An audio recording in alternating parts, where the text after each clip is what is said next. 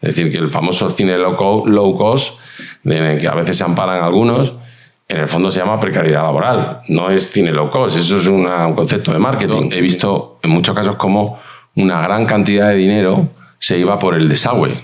Entonces yo dije, vale, si para escribir gratis escribo a mí. Y de repente la primera semana tienes que gastar 30.000 euros, tienes que hacer un cash flow, y el segundo mes estás gastando, y de repente estás gastando 100.000 euros al mes.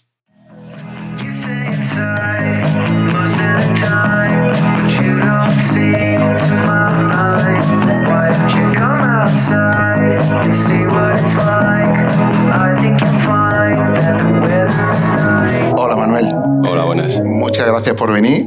Bienvenido al podcast Burros como Cebras, que hacemos desde la Fonda Film Service. Y bueno, me gustaría que te presentaras un poco, que contaras quién eres a quien no te conozca, porque también entiendo que hay mucha gente que sí te conoce.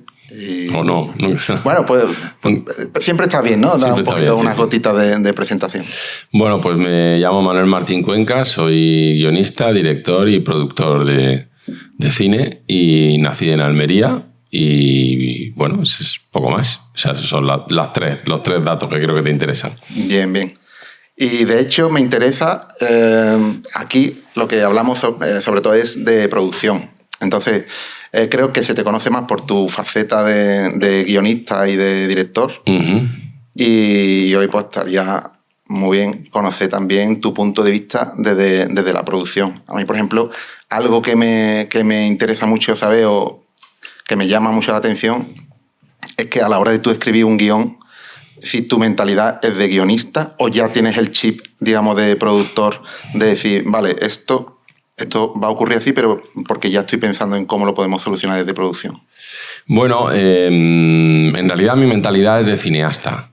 Y cuando hablo de cineasta, estoy hablando de algo que realmente engloba todo. Es decir, que engloba, por supuesto, el guión, la dirección, la puesta en escena, la fotografía y inevitablemente la producción. De hecho, yo me hice productor. Primero fui productor en mis cortos, porque era un poco como lo que pasa a casi todo el mundo, que normalmente pues tiene que producirse para empezar. Pero yo empecé primero trabajando como guionista y como director, y bueno, trabajé durante muchos años como técnico. Eso también es importante para el bagaje, para conocer un poco toda la mecánica de una película, de construcción de una película. Y mi objetivo era a medio plazo llegar a ser productor al menos de mis propias películas, que es lo que he hecho alguna cosita con otros directores, pero muy pequeñas. Y porque para mí es fundamental englobarlo todo. Es decir, que cuando yo me pongo a escribir una historia, pienso en todo. Pienso en la producción, pienso en cómo se puede hacer eso posible, pienso en cómo dirigirla. O sea, la producción es una prolongación, o la base, quizás, más que una prolongación, de todo el trabajo de un cineasta. De hecho, yo creo que el guión no es escribir y que luego vengan otros y lo ejecuten, ¿no? O sea, de hecho, el guión se confunde muchas veces como la base del cine, y yo en realidad creo que no lo es. A partir de lo que estás diciendo, yo estoy notando también mucho, viendo otros compañeros de producción, que al final el perfil de productor normalmente son personas que han pasado por muchos otros puestos. Cuando tú ves, no sé, un sonidista o un técnico de iluminación, sí que son perfiles como más específicos, pero el de producción como que normalmente ha tocado muchos palos antes y al final como que tiene una visión más general, ¿no? de qué es lo que hay. No sé si tú entiendes así la producción o crees que tendría que haber una especialización, digamos, desde el principio.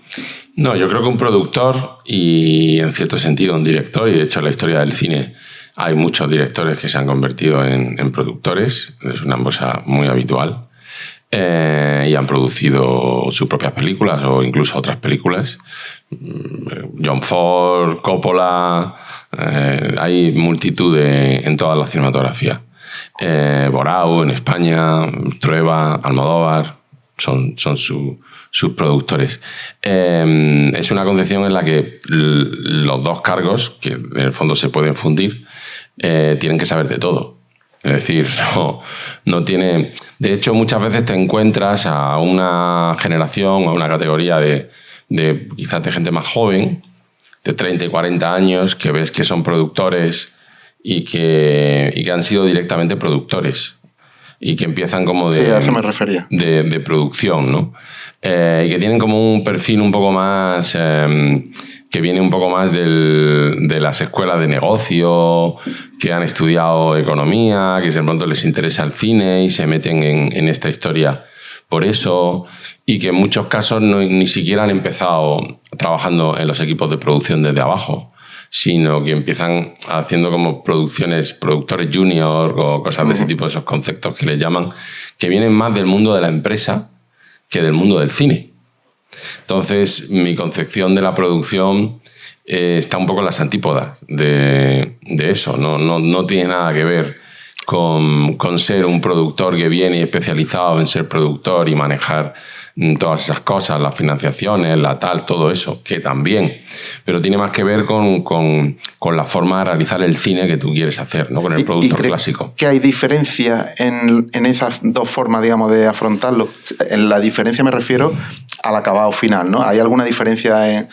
Mira, pues esto se nota que normalmente ese tipo de productores, salvo que hagan un viaje, yo he trabajado con algunos, contrario, y que se acaben convirtiendo en cineastas, normalmente lo que acaban produciendo es un tipo de películas fórmula, de alguna forma, ¿no? Claro.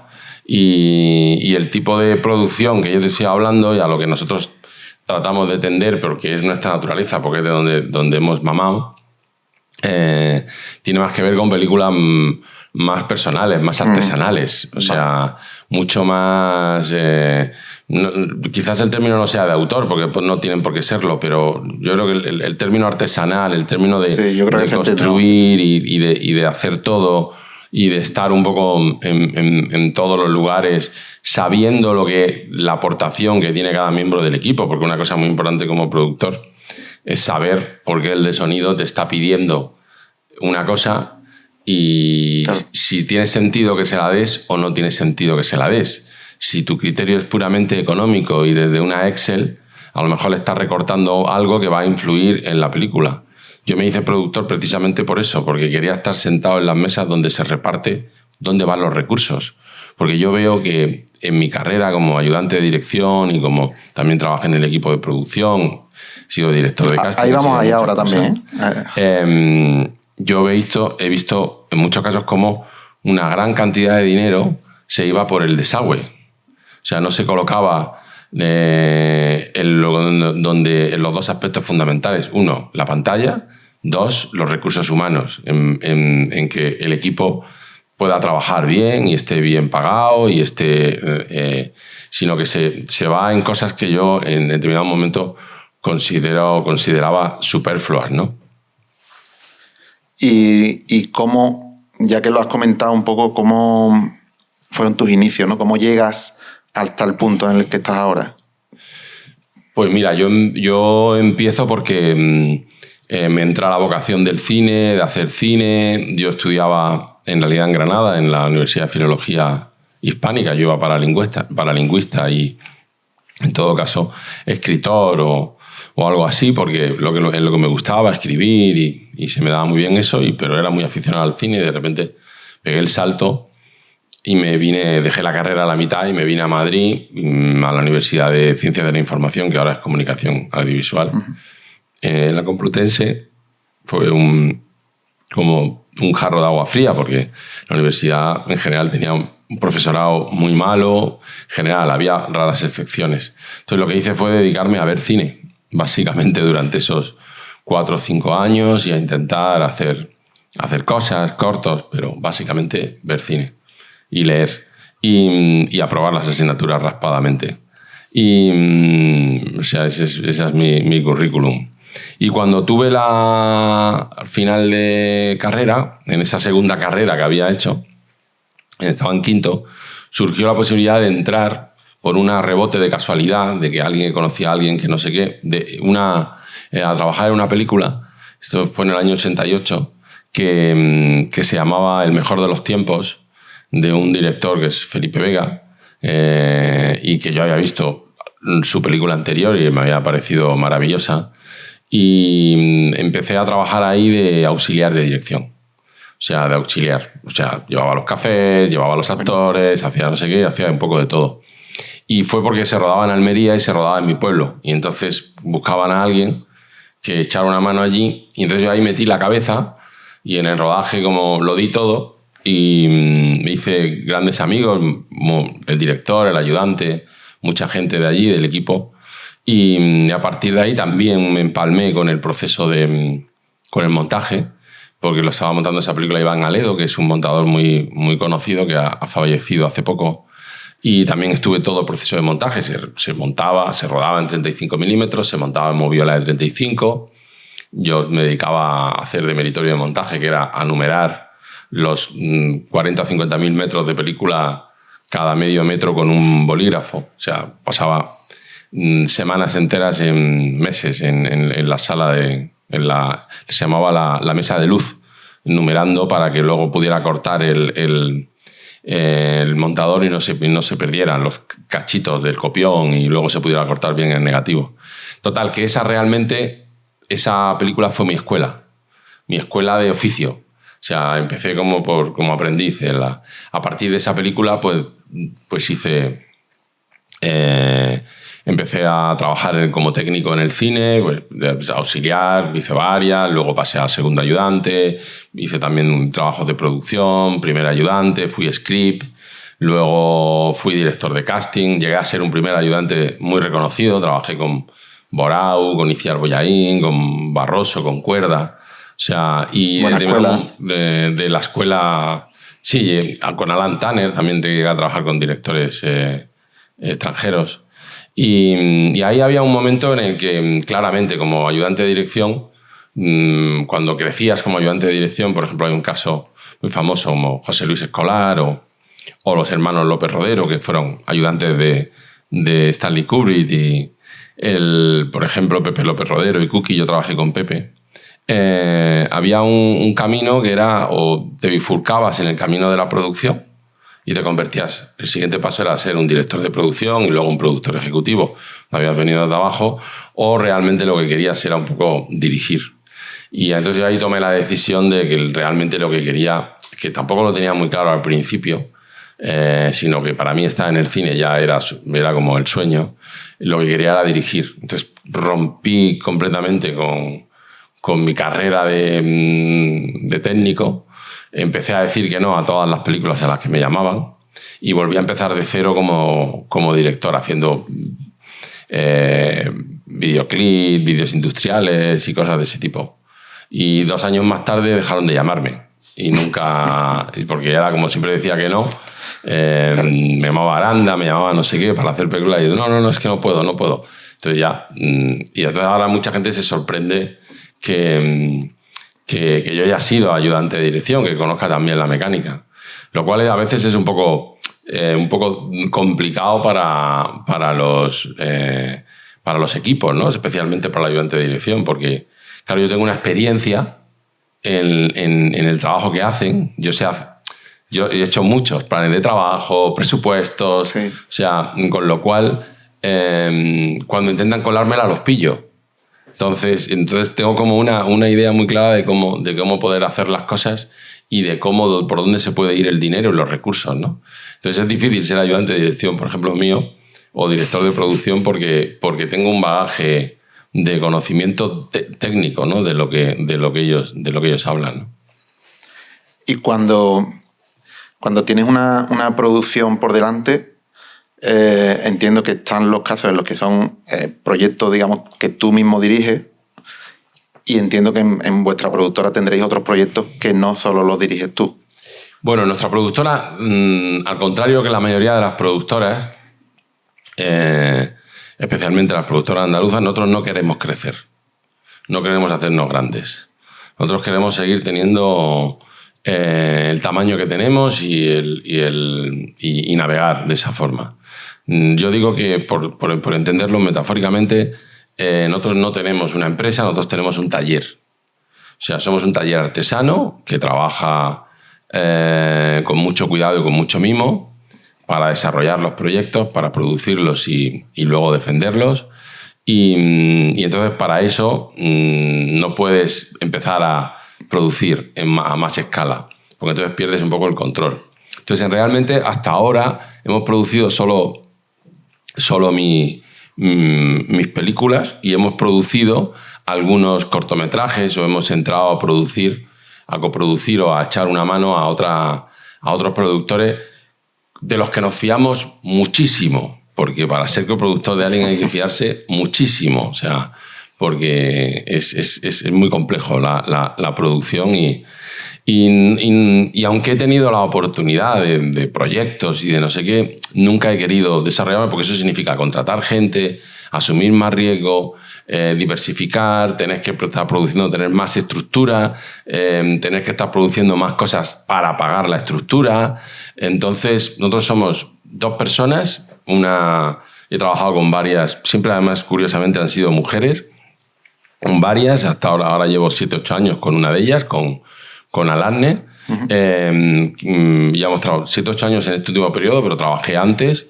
Ella empezó de coordinadora de producción y ahora trabaja conmigo, es productora ejecutiva, es directora de producción de la última película y hemos ido un poco desarrollando y afinando nuestro sistema de trabajo, ¿no? Y nos va muy bien y estamos a gusto trabajando así, ¿no? Entonces, de hecho, a veces cuando nos sentimos tentados a tal, o sea, es una decisión importante, no crecer, o sea, al contrario, ¿no? En el capitalismo es todo el crecimiento. Nosotros no queremos crecer. Nosotros queremos mantener un cierto control sobre lo que hacemos continuamente. Y entiendo que eso... ¿cuántos años tiene la productora? La productora nosotros hemos producido ya como 6 películas, 6 largometrajes, unos 4 cortos, un par de documentales. O sea, la fundamos, aunque yo la había fundado antes para hacer los cortos, los primeros cortos, que no los cuento aquí en esto que estoy diciendo. Esta labor empieza en el 2004. Y realmente cuando produjimos el primer largometraje, cuando pegamos el salto y dijimos... ahí no estaba esta chica conmigo, contraté a otra persona. Cuando yo ahí pegué el salto fue en la mitad de Oscar, en el año 2009-2010, que fue un poco como dije, bueno, esta película no la tengo que producir yo, no la va a producir nadie, es una película controlable, una película muy personal que quiero hacer yo, no voy a desgastarme intentando hacer que la produzca otro, voy a intentarlo yo y puse un dinero, puse una parte de mis ahorros ahí y dije, si no la levanto, pues pierdo ese dinero y se acabó la productora. Si la levanto, bueno, es parte de la producción de la película y tuve la suerte de que al final del proceso, después de 2 años, empaté. O sea, no conseguí hacer la producción tal y como yo quería, con los recursos que necesitaba y empatar, recuperar el dinero que había puesto al principio. Lo comió por lo servido, ¿no? Exacto, y tener esa misma cantidad, pero yo ya había recuperado para empezar otro nuevo proyecto. Bueno, ya habías levantado el proyecto, ¿no? Lo había rodado. Y volví a tener un dinero de desarrollo, que para mí es muy importante, gastarse el dinero en el desarrollo. Volví a tener ese dinero en la casilla de salida, no habiendo perdido nada. Entonces eso significaba... pues ¿qué hago? Volvimos a apostar. Y empezamos a desarrollar el proyecto de Caníbal, que fue la segunda película. Y así hemos ido siempre. Es decir, que también siempre existe como el peligro de que si una película nos hunde, porque claro, es un barco muy pequeño, pierdes 100.000 euros y te hundes. Si una película no empatamos o no ganamos algo de dinero o no tal, si esa película tienes... unas pérdidas que no puedes asumir para preparar la siguiente, no tienes dinero para preparar la siguiente, y para mí ese será el fin de la productora, ese será el fin de la Loma Blanca. O sea, no es como tenemos que conseguir mantenerla la actividad suficiente para mantenerla en marcha sin crecer demasiado. No sé si me explico con esta... Sí, claro, claro. Y Manuel, cuando me has contado que empezasteis y produjisteis la primera peli porque nadie la produciría, o sea, ¿pero hubo una búsqueda anterior o directamente dijiste, mira, esto... No hubo ninguna búsqueda anterior. Ten en cuenta, en el año 2009 yo ya tenía una trayectoria muy, muy larga como técnico. Incluso había dirigido 2 películas. En una de ellas había hecho una pequeña colaboración como productor, que era Malas temporadas. En otra, que es La flaqueza del bolchevique, no me fiaba del productor y no quise meter la cabeza, porque menos mal que no la metí porque me la hubiera cortado. Fue una película muy complicada de terminar, fue casi un milagro. De hecho, luego el productor se arruinó en su siguiente película, porque es que hacía las cosas al revés en vez de... Y cuando la mitad de Oscar, el proyecto, incluso la idea, el guión, el diseño, el dónde íbamos a rodar, todo surgió al mismo tiempo que la idea de decir, vamos a producir esta película por primera vez. Cuando dije vamos, porque hice socio al que escribió conmigo el guión, Alejandro, que tiene una participación en la productora, y los dos empezamos a mover el proyecto. Yo trabajé más como productor y director y todo eso, pero los dos. O sea, que ya que no podía pagarle en un primer momento, lo hice socio de la empresa. Pero vamos, si quieres que te aclare alguna en ese sentido, yo tenía ganas de producir, porque para mí producir era una extensión de mi trabajo como director, de cómo organizar las cosas, del tipo de película, de cómo organizar los recursos, de darle tiempo a la preparación, de gastar dinero en el desarrollo. Yo tenía mucha experiencia en eso. Las películas se hacen en preparación y en el caso de Malas temporadas sí que tuve un buen productor, pero en el caso de La flaqueza fue todo un desastre. O sea, era todo como... Se hacía todo... Se gastaba mucho dinero en cosas que luego no había dinero para pagar al equipo. Entonces, el rodaje se paró varias veces. O sea, fue como luego he tenido algún productor peor todavía, pero ese se ha quedado en el segundo. Alguien le consiguió bajar a la segunda posición del ranking. Pero fue un poco una lección de cómo no hacer las cosas. Y yo ahí, como director, tuve que echarme la película a los hombros y pelear para sacarla adelante con un mínimo de resultado, de precisión. Porque si tú haces una primera película como director, es tu sello, tu tarjeta de presentación. Si no has hecho ninguna, todavía está el beneficio de la duda de que puedas ser un genio. Pero cuando ya has hecho una, ya se sabe lo que eres. Y entonces es como que... Y no valen excusas, no vale... No, es que tuve... No, eso no se lo puedes explicar al público. La película funciona o no funciona, punto. Y entonces yo sabía que si no hacía ese esfuerzo extra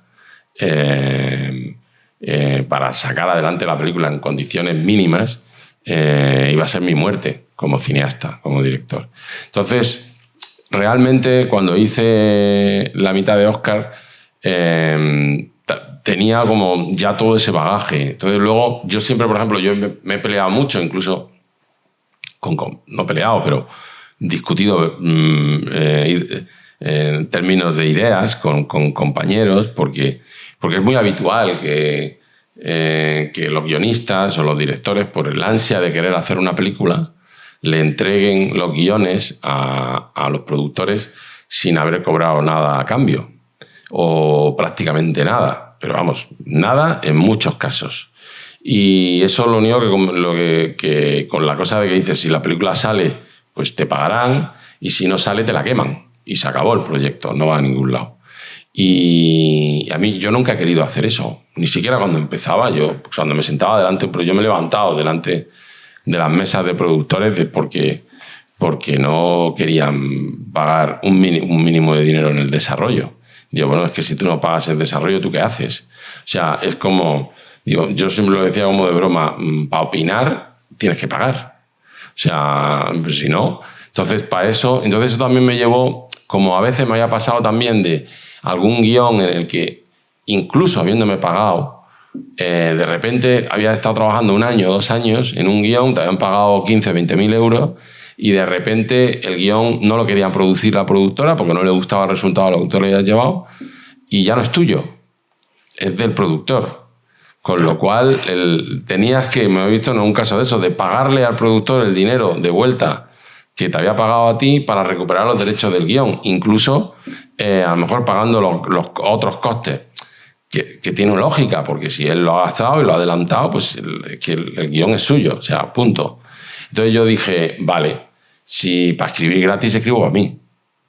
Entonces, y esa fue una de las razones importantes para la que me hice productor, pero porque quería también serlo, y por la que la mitad de Oscar no la vio ningún otro productor antes de que yo la desarrollara con la Loma Blanca. Luego lo que he hecho es que me he asociado con otras productoras más que tienen otro perfil y que han entendido esta manera de trabajar. Y me ha ido muy bien con eso. Pero no es que la llevara a 20 productores o a 2 productores me dijeran que no y entonces como revolviéndome de mi situación intentara yo producirla. No fuese el caso. Fue el caso de decir, la voy a diseñar yo, la voy a intentar producir yo y si consigo el dinero la ruedo. ¿Y cuánto duerme? ¿Cuánto duermo? ¿Cuántas horas duerme? O sea, quiero decir, cuando tienes el papel de director, yo es que para mí es muy complicado el concebir que una misma persona dirija y produzca a la vez una misma película, ¿no? Porque creo que son tan complejas las dos posiciones. Sí. Que digo, ¿cuándo duerme esta persona? Bueno, a ver, o sea, es un proyecto, o sea, es como un taller, o sea, es como, no sé, si tú eres un sastre o eres un zapatero, o eres un tipo que hace piezas de orfebrería, al final vives y sueñas con tu trabajo, ¿no? Entonces ves ese artesano que está haciendo las piezas, que trabaja 12 o 13 horas diarias cuando tiene que entregar algo y a veces más, y que también tiene que hacer las declaraciones de Hacienda, tiene que pagar las facturas, tiene que llevar la contabilidad, tiene que hacer todo eso, ¿no? Entonces yo me vi ante esa situación y lo hacen los demás y lo hacemos nosotros. Es verdad que la primera película fue especialmente angustiosa a nivel de... Yo ya tenía mucha experiencia, ya te digo, como en la mecánica y en el... Pero sí que es verdad que lo viví con una cierta angustia porque un momento de la financiación tuve que poner en marcha, en determinado momento pones en marcha el proyecto porque tenía parte de la financiación, pero de repente no tenía el resto. Y luego hay una cosa que es la liquidez del dinero. Entonces tienes una cierta angustia de poner en marcha el proyecto, de tener que pagar unas nóminas todos los meses, de tener que pagar una serie de gastos todos los meses, porque cuando empieza la maquinaria del rodaje se va el dinero, vamos, o sea, tienes que gastar y firmar de no sé cuánto tal. Y me vi en alguna ocasión eso, tratando de firmar pues créditos, por ejemplo, pidiendo dinero prestado a amigos, a inversores que lo pusieron y luego lo pudieron recuperar para poder tener liquidez, porque tenía que pagar cosas, laboratorio, nómina. Y eso sí que me produjo como una cierta angustia en determinado momento, porque claro, estaba metido en el rodaje y en la postproducción de eso y al mismo tiempo firmando las nóminas con la derecha y firmando los cheques con la otra mano, ¿no? Y hubo un momento, por ejemplo, que tenía que pedir dinero para terminar el proyecto a la mitad de Oscar y empezar a desarrollar el otro. Para tener liquidez tenía como los números encajados en papel, pero no tenía dinero en la cuenta. Y de repente tenía... en un mes tenía que conseguir ese dinero. Entonces tuve una negociación para que me dieran un crédito, me parece que eran de 250.000 euros así, que la negociación fue completamente abusiva con uno de los bancos, con un banco. Y de hecho lo llevó un despacho de abogados de Málaga, de los grandes famosos. Y cuando yo vi aquel contrato y se lo pasé a mi abogado y no sé qué, o sea, había literalmente cláusulas ilegales, o sea, en el contrato para que me dieran el dinero. Porque claro, yo era un pez pequeño, enano. Y recuerdo ir un día caminando por la calle y me dio casi como un vaído. O sea, me aflojaron las piernas y estuve a punto de caerme al suelo porque el contrato que tenía que firmar permitía que el banco decidiera en qué cosas me iba a meter yo como productor y si eso significaba un riesgo o no para ellos de su dinero que me habían prestado. O sea, de repente le estaba vendiendo... O sea, había montado una productora para intentar ser libre, le estaba vendiendo mi libertad a un banco. Y entonces a la mañana siguiente llamé a los del despacho y le firmábamos y le dije que no firmaba el contrato. Que no iba a firmar Entonces fue digamos, por estrés, por estrés. Dije, mira, es que lo he pensado mejor, he hablado con mi abogado y no firmo el crédito. Entonces me dijo, pero no, ¿cómo puede ser? O sea, el director del banco ha venido para firmar el crédito. Digo, me da igual que el director del banco, es que no me habéis dejado negociar nada, no habéis dejado ni poner un pero en ninguna cláusula. Esto es una imposición y yo tengo una cosa que es la libertad de firmar o no firmar. Claro. Adiós. Y no firmé. Y entonces me dediqué, claro, a pedir dinero. Ahí fue cuando pedí dinero a amigos, prestados, familiares, no sé qué, para poder pagar, poder terminar y esperar a que llegara el dinero que me debían, ¿no? Ese puente de la liquidez tan importante. Y eso fue un momento muy, muy delicado. Entonces, en esa película sí que tuvo como una cierta disonancia como productor-director en determinado momento. Pero como la rematé y salió bien y más o menos pues me animé a hacer la segunda. Pues repito, ¿no? Pues repito. Y entonces en la segunda ya tenía más experiencia. Y luego además entré, en la segunda lo que tuve fueron, después de desarrollar el proyecto, lo que tuve fue unos socios que fueron Mod Producciones, que entraron en el proyecto y que me ayudaron en términos creativos y sobre todo también en esos términos y que fueron muy honestos y que la relación fue muy bien, ¿no? O sea, que aprendí a eso. Y luego la otra cosa importante, entonces ya ahora mismo no me cuesta nada. O sea, ya ahora mismo yo tengo un poco como la cabeza del director, la cabeza del productor, pero tengo muy claro que todo está unido y lo veo con las dos perspectivas. De hecho, a veces me ha pasado cuando trabajo con alguien técnico nuevo, de que me dicen, no, porque tal, que no hablo con otros directores que no nos hablen de que tú hablas de tu concepción artística, y yo les digo siempre, y no es una broma, no es una butade, es una realidad. Digo, a mí me habláis siempre de dinero, porque yo quiero saber cuánto cuestan las cosas. Entonces, mi cabeza de director-productor decidirá si merece la pena gastarse ese dinero. Y yo no voy a dejar de gastar dinero si creo que es necesario. Pero yo puedo llegar y decir, como director, un capricho, pues quiero que esto sea todo de color rosa. Y os llega un fotógrafo, pues quiero poner aquí 40 focos, no sé, como lo paga otro. Entonces, si yo quiero poner todo esto de color rosa y tú vienes y me dices, de color rosa te cuesta 15.000, entonces ya tengo que decidir si realmente es importante para mi película que esto sea de color rosa. Porque a lo mejor prefiero gastar los 15.000 del color rosa en otra cosa y decidir dónde hay que poner los recursos y decir, si yo te digo que la valla de la casa, en La Hija, por ejemplo, tiene que ser la valla de la casa porque por una serie de circunstancias tenemos que poner, si cuesta 20.000, cuesta 20.000. Entonces yo sé que tengo que ahorrar de otro sitio. Entonces, eso me permite mirar y además sé que me atacan yo veo a alguien del equipo, alguien de producción que se gasta, no, que cosas por capricho, o sea, es como traen material pero no lo sacas de la maleta. Digo, perdona, es que me estás cogiendo el dinero. O sea, es que ese material lo traemos si hace falta y si no, no hace falta. Es decir, yo de esa manera siento que en mis películas he tenido a nivel de producción todo lo que he querido y sin embargo me han salido más baratas. Y eso teniendo en cuenta que nunca hemos hecho ninguna película pagando malos sueldos, que esa es otra. Es decir, que el famoso cine low cost, en el que a veces se amparan algunos, en el fondo se llama precariedad laboral. No es cine low cost, eso es un concepto de marketing. El cine low cost es no te pago. Pero yo, como productor, tengo que intentar que eso no ocurra. Porque entonces, bueno, yo puedo pedir un favor y no sé qué, no sé cuánto. Puedo incluso, no consigo financiar y quiero rodar una película, pues tirarme a ese lado, ¿no? Pero no lo puedo convertir en una forma de producir.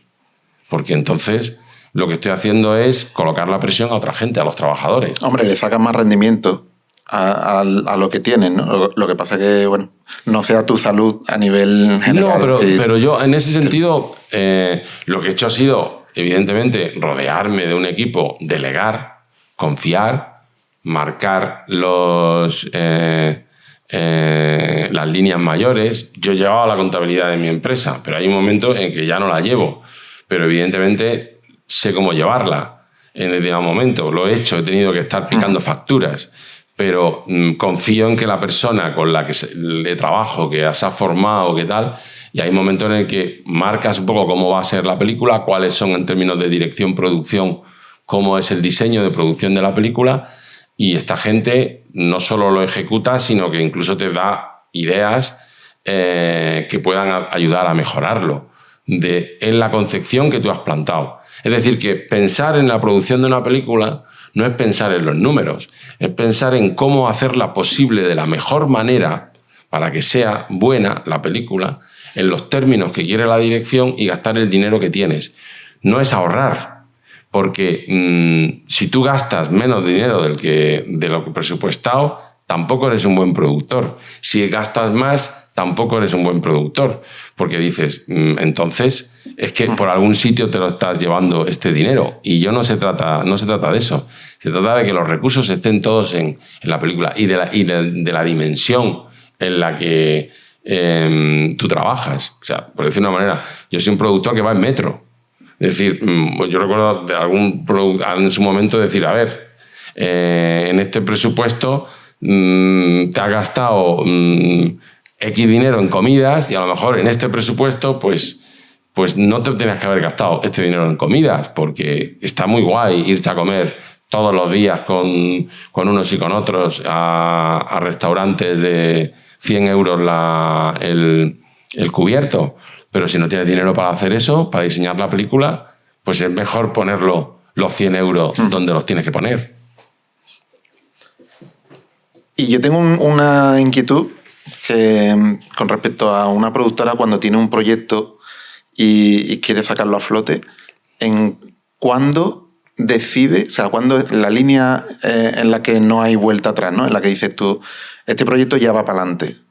¿Cómo es un cálculo económico de porcentaje de hemos conseguido el 60% del presupuesto y ya de aquí vamos para adelante?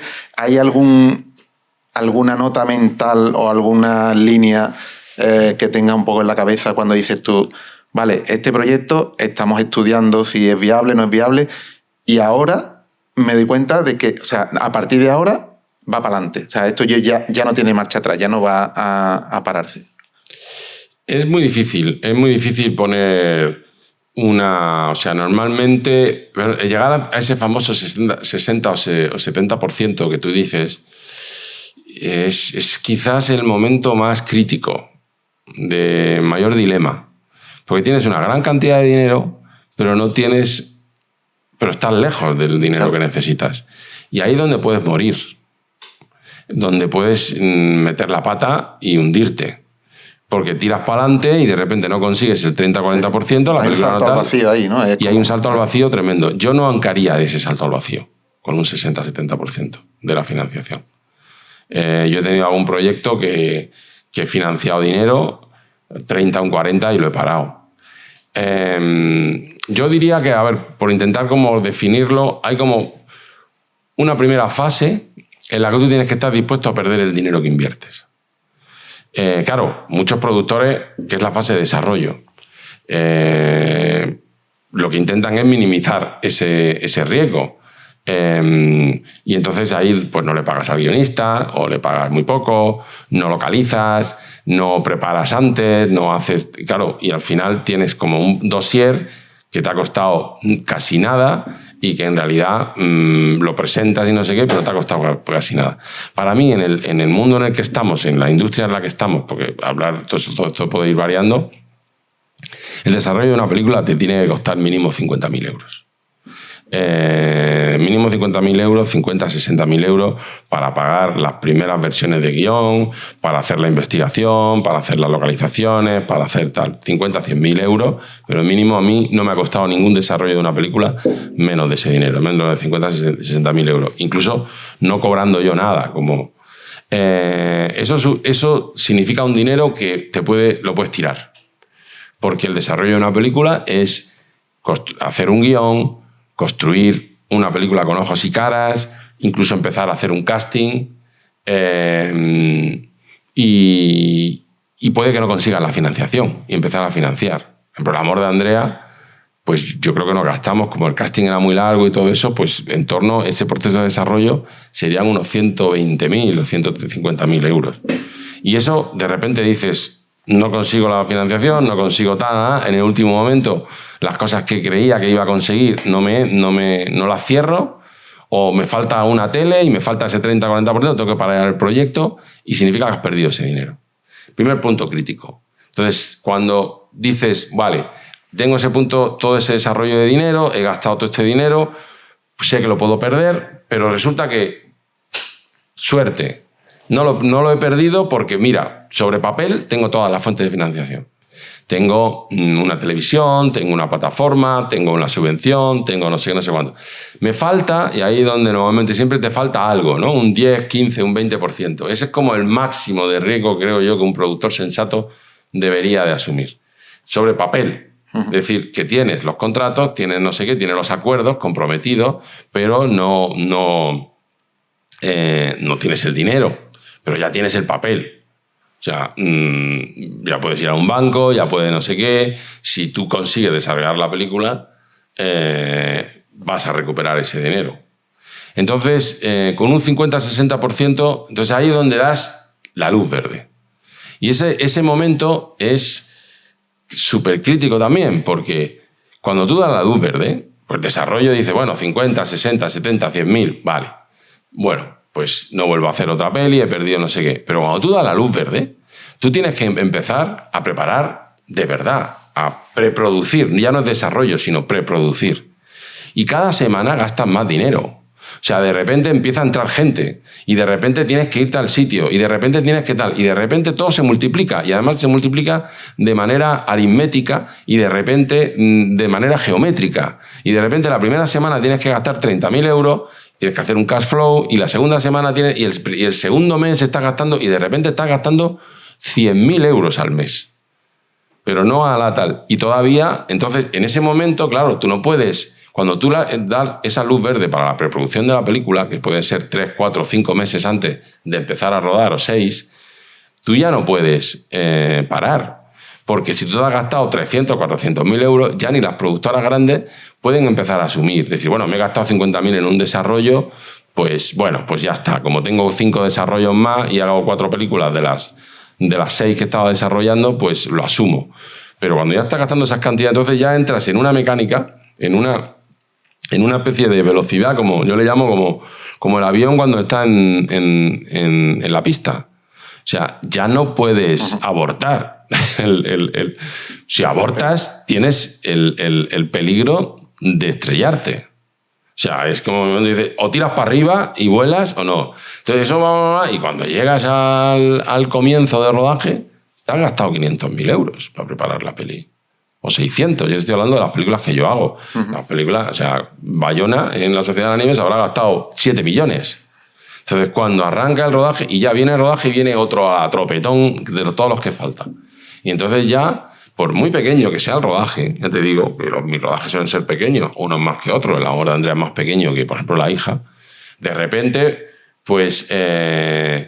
ya, entonces ahí es donde entra ese momento crítico, que es el rodaje, que a nivel de producción... Esto es una cosa muy curiosa, porque yo entendí como director, que tenía un momento que el poder que tiene el director en el rodaje psicológicamente es muy grande con respecto a los productores, porque es un momento crítico porque existe la posibilidad la amenaza, la incertidumbre de que el director se vuelva loco, no, lo que esté rodando no tenga ningún sentido, no sea capaz de terminar la película o se le vaya de las manos. Ante eso, por eso los productores se agarran a eso que llaman el guión de hierro, que es para mí, desde mi punto de vista, una absurdez, pero como para intentar tal, y a rodearlo de equipos que hacen normalmente las cosas de la manera canónica para que si el director pierde el control de la película, que pasa muchísimo, la película se haga sola. Entonces queda una especie de fórmula más o menos de tal, y tú sabes que el director, como de alguna manera está ahí, dice acción o no, pero ha dimitido, pero que puede venir otro, o el ayudante, o el fotógrafo, no sé qué, ir haciendo la película. Y más o menos se hace y la acabas. Estoy hablando todo en términos económicos, no estoy hablando en términos creativos. En términos, tiene una implicación creativa muy, muy fuerte, ¿no? Entonces, acabas el rodaje y ya es como, respiras. Y lo que se decían los productores antiguos, decían una expresión que es muy, muy buena, que es, ya está la película en la lata. O sea, eso es fundamental. Porque igual es una mierda la película, pero está en la lata, la hemos hecho más o menos en los números que teníamos previstos, que no se te vaya, esa es la labor del director de producción, del productor ejecutivo, de que no se te descontrole, que no se vuelva loco el director, que no se vuelva loco el equipo, que no se vuelva loco y que no se te vaya. Te puede pasar de todo, depresiones, los actores, accidentes, muertes, te puede pasar de todo. Y entonces tener la película a la lata ya es como, bueno, ya está, se acabó. Llega una siguiente fase, que es la postproducción, en la que todo es mucho más controlable. Donde normalmente en las películas de fórmula el productor reaparece, porque claro, en el rodaje no puede estar, tampoco, o sea, ha habido algún caso de productor que ha echado al director y se ha puesto a dirigir él. Más de un caso en la historia del cine. Y aquí, en nuestra industria contemporánea. O que se ha puesto a dirigir en la sombra. O ha puesto a alguien de su confianza o algo ha asumido. Pero bueno, en cualquier caso ya, en las películas de fórmula, en la postproducción, en el montaje, ya de alguna manera lo que hace otra vez, vuelve el productor a tener control. Porque en el montaje ya no te está arriesgando tanto, tienes poca gente contratada, puedes tener mucho más tiempo de reflexión, le puedes dar más vueltas al montaje, no te va a costar, tú le puedes dar vueltas al rodaje. O sea, puedes decirle, vuelve a rodar la secuencia que te ha quedado mal al director. Elías Querejeta lo hacía. Elías Querejeta lo hacía continuamente con los directores. Por eso era un gran productor.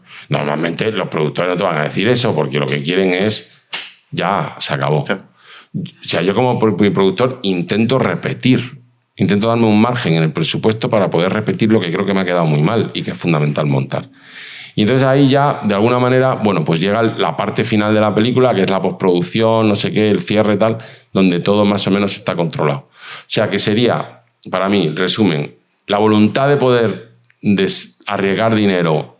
Para mí un productor tiene que tener la voluntad de arriesgar dinero en el desarrollo y luego la capacidad para poder tener, para financiar y controlar todo ese proceso desde que da luz verde hasta que se acaba la película, sin entrar en locuras, que es confiando en que la película se financie al final en un 30 o un 40% de lo que falta, con un milagro que en realidad no va a existir. O sea, tú tienes que tener financiada el 80 o 90% de una película cuando empiezas a rodar sobre papel. Porque si no, es una locura. Si no, lo que va a pasar es que al final no vas a poder pagar las nóminas, no vas a poder pagar a los proveedores y vas a pedir a otros que asuman ellos ese 30-40% de presupuesto que no tienes. Eso es una locura. O va a pasar que le digas al director que la película que tiene que rodar en 8 semanas la ruede en 5. Y entonces dices, pues ¿por qué no escribimos una película para rodar en 5?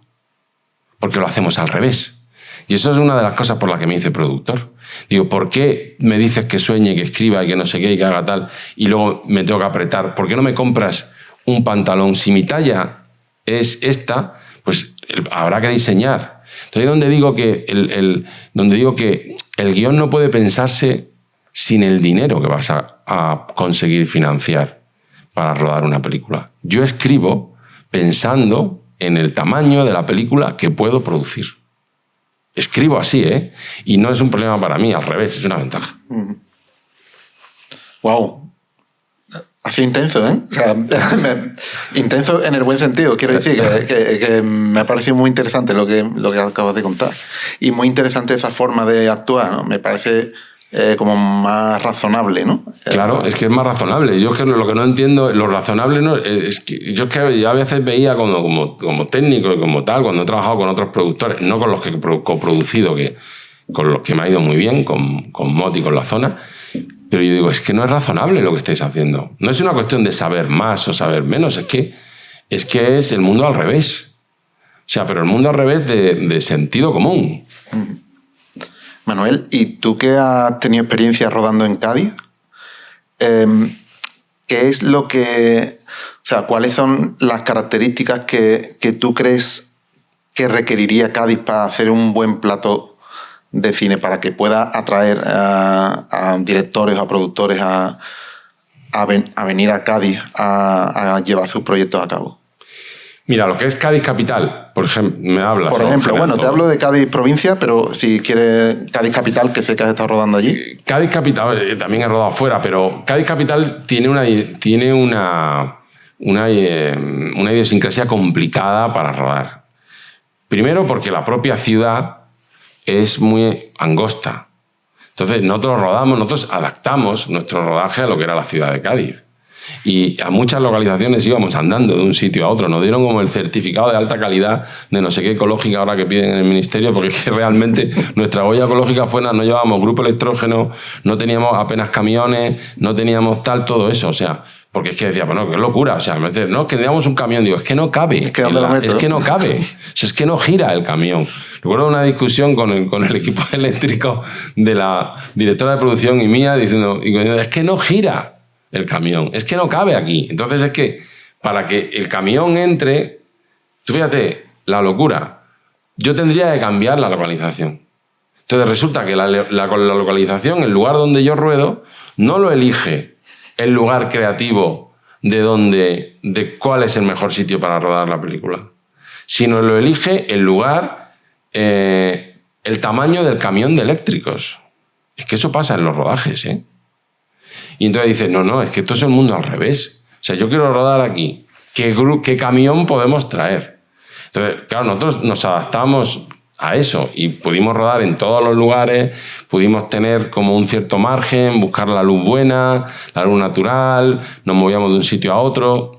Pero Cádiz tiene muchas dificultades en ese sentido. Es una ciudad que preciosa, hermosísima, con una cantidad de posibilidades tremendas, pero muy difícil de manejar. O sea, lo que es Cádiz, ¿no? Uh-huh. Luego el resto de la provincia no, es como cualquier otro lugar, cualquier otra... Y luego es fundamental también, por ejemplo, nosotros nos encontramos con que el carácter de la gente nos ayudó mucho. Nos ayudaba muchísimo.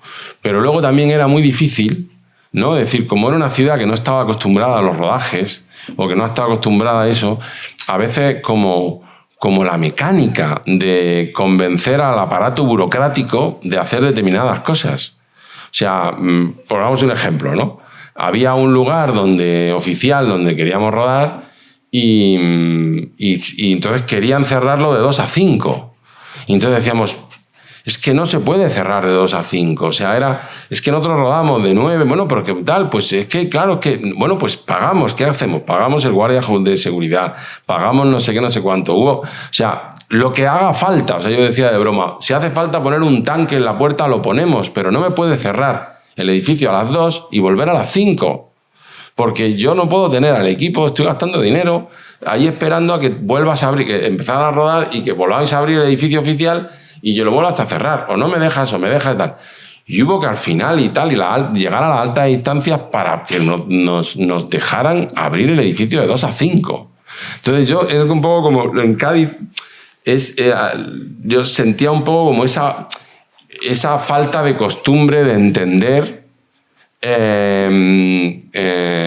cómo es la dinámica de un rodaje. Que eso no se soluciona poniendo una oficina que diga Cádiz Fill Office o Sevilla Fill Office, se soluciona teniendo toda la burocracia, un concepto y asumiendo lo que significa un rodaje, que evidentemente alguien tiene que empezar a transmitirlo. Creo que nosotros hicimos un poco bastante de punta de lanza en ese sentido en Cádiz, ¿no? Es decir, de hacer un poco pedagogía con unos y con otros para que entendieran que llevábamos allí un año haciendo casting, haciendo tal, haciendo no sé cuánto, haciendo, o sea, un montón de cosas y rodando toda la película allí, y que había que la realidad tenía que adaptarse un poco a nuestra exigencia. Eso, sin embargo, por ejemplo, ocurrió cuando no tocábamos con el aparato más burocrático, que imagino que es más complejo por dentro.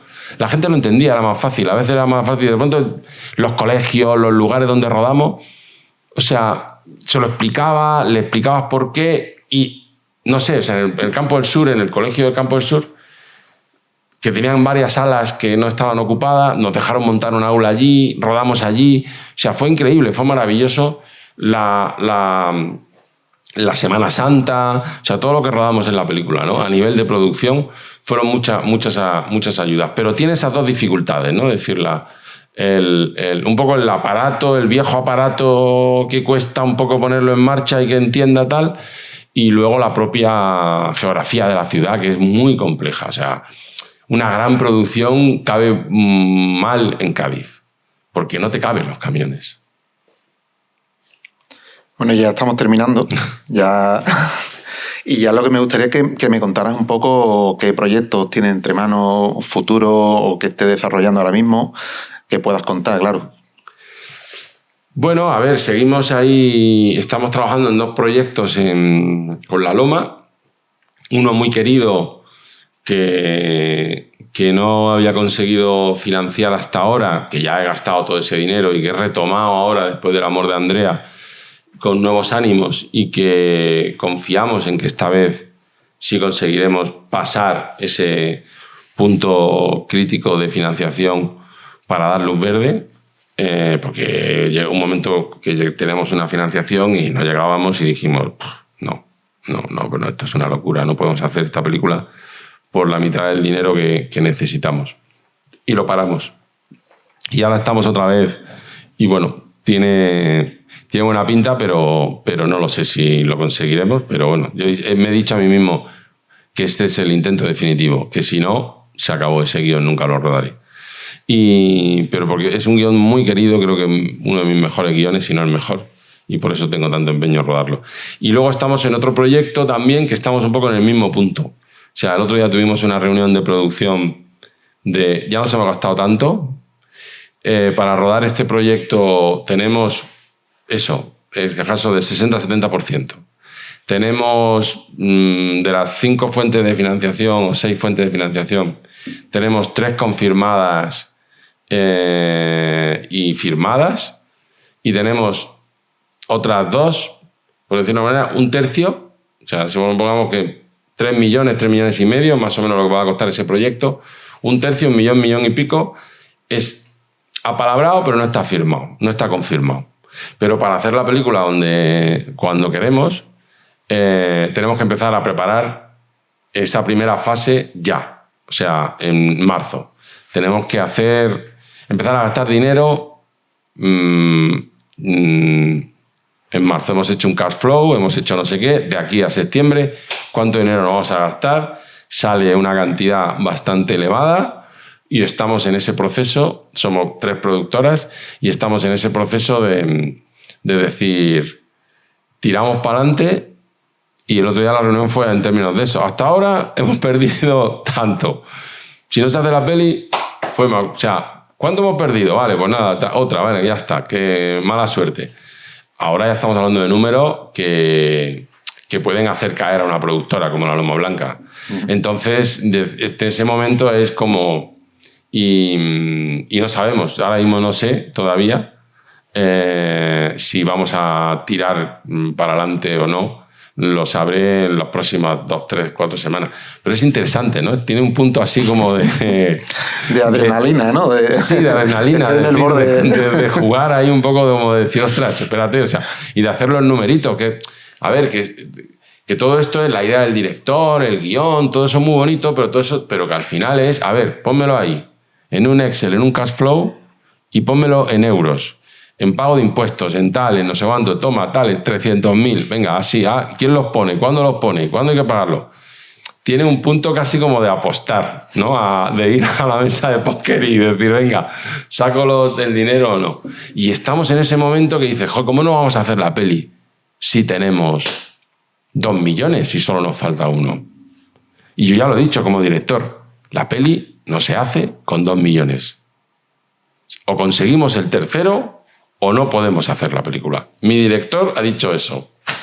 Y el productor le está diciendo, digo, yo no voy a hacer la película por 2 millones. O sea, si empezamos a gastar, igual la paramos en octubre. Entonces ya perdemos tanto. Eso es un caso muy interesante a nivel de lo que vosotros estáis buscando. Lo que estamos viendo ahora, ¿vale? Que no te puedo contar ni los CAD, ni el proyecto que es, ni quién está implicado. Ya nos enteraremos. Pero ya enteraréis si se hace la película. Claro. Que bueno, tengo un pequeño obsequio, un pequeño regalito que te quiero dar ahora.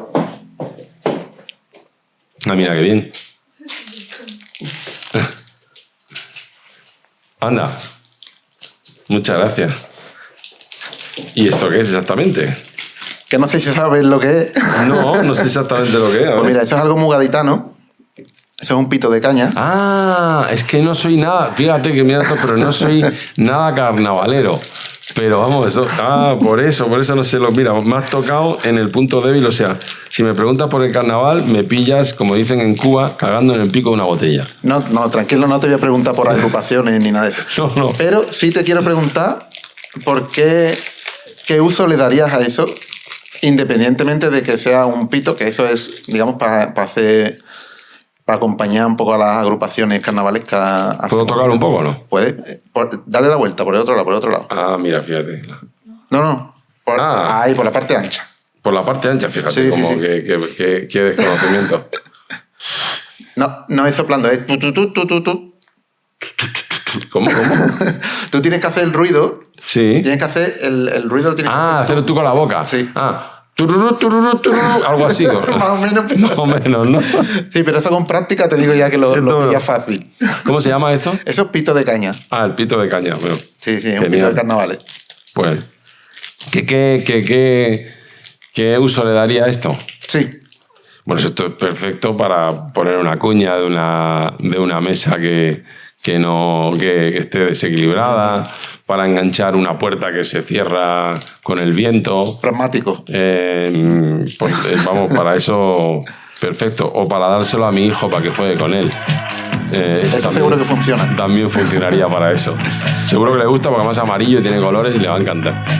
Pues nada, Manuel, muchas gracias por estar este ratito con nosotros. Nada, gracias a vosotros. Y nada, encantado de haber aprendido contigo, porque esto para mí ha sido una clase magistral. Así que muchísimas gracias. A vosotros.